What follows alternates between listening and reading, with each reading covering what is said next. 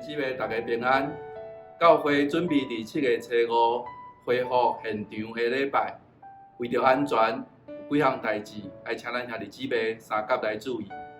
第一，若是65岁以上，就是有慢性病的兄弟姊妹，应该留伫厝，用网络方式参加礼拜。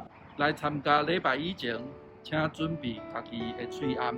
当你进入停车场，请将你的车停伫两边无车的车位。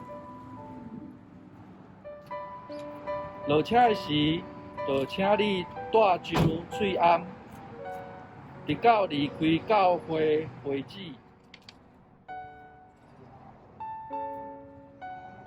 入场以前，请照搭伫地上的纸来排队，听候礼拜厅完成消毒，才通入去。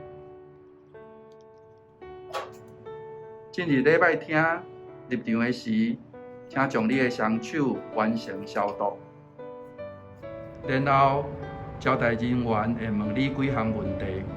请问，伫过去的7天，你是毋是有发烧、咳嗽、脑痛，或者是袂喘气的症头？伫过去的7天，你是毋是有真近来接触到可能感染武汉肺炎或者是确诊的人？好，我来量你的体温。无超过100度。这3项问题，其中有一项如果是回答 yes， 招待人员就会请恁离开。进入礼拜堂了后，请照安排好的座位来坐。只有翁仔某，就是带做伙的亲人，才通坐做伙。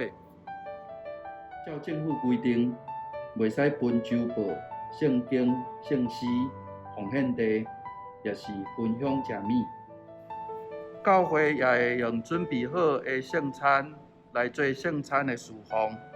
如果伫厝内面礼拜，请咱会使家己准备。每一场礼拜的时间缩短到50分钟。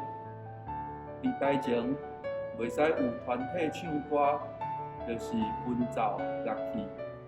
而且礼拜厅的冷气和门窗也拢全部拍开。台前会放一个福现箱，请兄弟家己将福现投入福现箱内面。